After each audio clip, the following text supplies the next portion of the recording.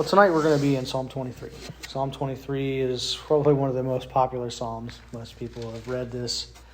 It's usually read at funerals, different events like that. It was written by David during a time when he was fleeing from Saul. He was wandering from place to place. He was in exile from his own people and living in constant fear fear of strangers, fear of enemies. He's living out in, caves and mountains, and he's used to being out in the wilderness because he was a shepherd. From that aspect, it wasn't too much different. But instead of fighting off, wolves and bears and all that kind of stuff to protect his sheep, he was the one being hunted down. Plus, he had a lot of people with him who were following him, and he was taking care of them as well, and there was a lot that went with that. So let me read this one to you. Psalm 23 reads, "The Lord is my shepherd, I shall not want. He makes me lie down in green pastures. He leads me beside quiet waters. He restores my soul. He guides me in the paths of righteousness for his name's sake. Even though I walk through the valley of the shadow of death, I fear no evil, for you're with me. Your rod and your staff, they comfort me. You do prepare a table before me in the presence of my enemies. You have anointed my head with oil. My cup overflows. Surely goodness and loving kindness will follow me all the days of my life, and I will dwell in the house of the Lord forever." Of all the Psalms that we could look at, this has probably been the one that's been most dissected. I can't do much better job than other people who've gone on before me. But it's suffice to know that David was a shepherd, and he understood what a shepherd did and how a shepherd cared for his sheep. And as he looked at his own situation, and he looked at the Lord, he understood that he was just a sheep. He was the Lord's sheep. And the Lord would take care of him just like David took care of his own sheep when he was a shepherd. So by declaring the Lord as shepherd, he knew that if God was going to take care of him, David would lack for nothing. He shall not want. Well, there might be times of scarcity, but the Lord would take care of all of the things that he absolutely needed. And when we look at this world, there's a lot of things that we would like to have. We have wants. I want that. But it's not the same want that he's talking about. What David is talking about, he's not going to be in extreme poverty and lacking. That's the want. Not his desire for more that some people have. We all have that. But that the Lord would take care of his needs. There's a difference there. He knew that the Lord would take care of his needs. He wouldn't be in want. God would cover that. He would take care of that. And by doing so, he would make David lie down in green pastures. As a shepherd, David would lead his sheep to green pastures. He knew that the Lord would do the same for him. And he might be in one place for a while and another place for another while, and then he'd go to another place, but the Lord would lead him. And as a shepherd would lead his sheep to green pastures so that the sheep could feed, a good shepherd wouldn't just leave them in the same field so they could bring the grass down to a nub and destroy it all. It had to grow back. There was a circuit that many shepherds would take from one field to the next, always in search of that green pasture to take care of the sheep. And then they'd come back and there'd be more grass and all of that. So he'd take care of all of that. Not only would he make him lie down in green pastures, this provision, he's lying down in his provision. He would lead him by still waters, quiet waters. Not by swift waters that would, if you fell into it, you'd be drug away into the undertow. Quiet waters that you could walk out into and be nourished and strengthened and refreshed. Which is a far cry from being out in the middle of the wilderness, in a place of not so refreshing. But David knew that he could trust the Lord, and the Lord would refresh him even in the midst of a cave or on the run from King Saul, or out in the middle of nowhere where there may not be any water. But the Lord would lead him beside the still waters so that he could get what he needed when he was thirsty. God knows our needs. He knows what we need to eat. He knows what we need to drink. He knows what we need for shelter. He knows what we need for all of that. And in that, David says, he restores my soul. He guides me in the paths of righteousness for his name's sake. He's leading him to green pastures, by still waters, in the paths of righteousness. Out in the wilderness, David could have succumbed to all sorts of thoughts.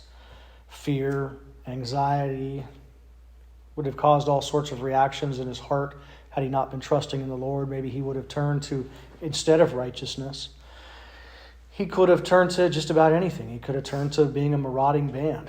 He could have turned to theft. He could have turned to, piracy. He could have turned to all of that. But what you find in the Old Testament stories about David, he's protecting. Even as he protected, Nadab, was it Nadab or whatever, the guy that didn't like David after he had been protecting his flocks, and Abigail's husband. He protected, even in the middle of when he was on the run. He did what he was supposed to do in being a protector. He walked in paths of righteousness. Not everybody would choose that, especially when they're on the run. But for God's name's sake, God led him in the paths of righteousness. David says this, even though I walk through the valley of the shadow of death, I'll fear no evil, for you're with me. David walked through many valleys. There is a valley specifically in the city of Jerusalem that is called the valley of the shadow of death. You can go there today. There's a lot of tombs there. But even if he was to walk down that particular valley, let's call it a communal graveyard, and he's walking down toward his death. He could walk in the shadow of death, like death is overwhelming him and he is about to die and he doesn't know when it's going to come. That's literally where he was feeling when Saul was running after him. He didn't know. He could turn this corner and there would be Saul, and he'd be hunting him down to kill him. Even if he's walking through the valley of the shadow of death, he could trust the Lord and he would fear no evil because God was with him. There were harrowing escapes in that story, where David passed by on one side of the mountain and King Saul was on the other, where David was in the cave and King Saul came in to relieve himself, and he could have done anything there. And he could have, but he cut off the corner of his robe. A lot of things that David did. He chose to walk with the Lord. He chose to trust in the Lord during those times, and he didn't fear evil. Sure, there was a lot of fearful times, and his own men were like, hey, you need to take care of this. But he trusted in the Lord for that. He says, your rod and your staff comfort me, just like a shepherd's would. Shepherd's rod, his staff, would comfort, guide, lead the sheep. There were times that he'd have to reach out and hook a sheep, drag him back. It's comfort. It's like little kids. They test your limits. They want to see where their comfort zone is. They're not trying to harm you. They just want to know where the fence is. So they'll do all sorts of things to figure out what's the limit. How far can I go before, they need attention sometimes. And that's how they get attention, is that they'll do that. But they're trying to see where their care is. Where's the edge of care here? But that's what the Lord does for us. He leads us in that. You prepare a table before me in the presence of my enemies. And I've read this many times. And if you're out in the middle of a field and your enemies are surrounding you, are you going to sit down and have a picnic? Probably not. But the Lord is with you. If the Lord is with you, you can sit down and enjoy that picnic with all of your enemies watching on from the sidelines, and it doesn't matter because you don't have to worry. God's going to take care of that. He's going to take care of your peace. He's going to take care of your provision. He's going to take care of your enemies. He'll keep them at bay. Scripture says that the Lord will even make the enemies of those who love him be at peace with them. They may not like you, but God is able to make it so even your enemies will not come against you because they see that the Lord is with you. That's the kind of person I want to be. I want to see the Lord work through this. And even for this church, I want this church to be known for that. Even though there are people out in this community who maybe just like, oh, whatever, I don't even want to go to that church. They can drive by and they know that the Lord's presence is here and they respect that. Because they can tell. God's there, he's doing something, and they just don't even talk about it. They just keep on driving. Who knows, the Lord will grip their heart and draw them to themselves one day, at some point. That's my hope. That's my desire. But he prepares a table before him in the presence of his enemies. And he says, you've anointed my head with oil and my cup overflows. Of course, with the sheep needed to have oil poured on them for wounds and such. But the anointing of the head with oil was a setting apart for special purpose. Just as Mary anointed Jesus' feet with oil, setting Jesus apart for special purpose, Aaron had oil poured on his head, setting him apart for special purpose. There were many other cases of pouring oil that were meant for sanctification. This was somebody being set apart. And David's saying, you've set me apart. And this is what happened to David. Samuel came by and said, I want to see your sons, Jesse.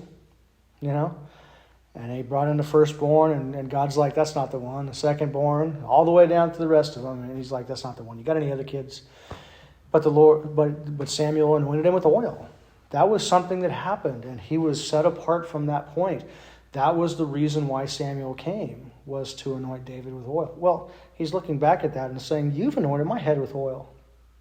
You've already promised this. What do I have to worry about my enemies? King Saul could chase him all day long for the rest of his life. But David knew that at some point, King Saul would be gone, and he would be king just according to God's promise. Because God said it. So he can trust him. And that's why his cup overflowed. All the ways that God provided, even in the wilderness, was just an overflow of provision for David and for everybody who was with David. I want to be so overflowing with the Spirit of God in this place that it just spills out onto the road as people drive by and they feel the presence of God. I want people to know, even if they come and visit or hear about it, that God is moving, that God is working, and that he's drawing people to himself in this place. Not for our glory, but for God's glory. I just want the Lord to be lifted up on high with that. Surely goodness and loving kindness, surely goodness and mercy will follow me all the days of my life. Because of God's promises that David was putting trust in, he knew that God's goodness and loving kindness or mercy would follow him all the days of his life. God was going to take care of David, like a sheep would be taken care of by a shepherd. And he would dwell in the house of the Lord forever. The sheep would dwell with the shepherd. So David would dwell with the Lord forever. He's dwelling with the Lord in the wilderness. He would dwell with the Lord as king, but there's also that aspect he's looking forward to eternity future. He would dwell in the house of the Lord forever. And there's a particular promise given to David regarding David being king over Israel, prince over Israel, even in the millennial kingdom that's yet to come. So there are promises that God gave to David that are yet to be fulfilled. And David was looking forward to all that. He knew that God would keep his word. So, the Lord's my shepherd, I shall not want.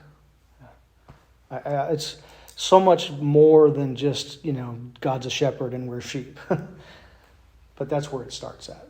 And we can apply that symbolism to our life. We may not be on the run like David, but you never know. There might come a point where we are on the run like David, and the Lord's going to take care of us even in that time. Even in that time.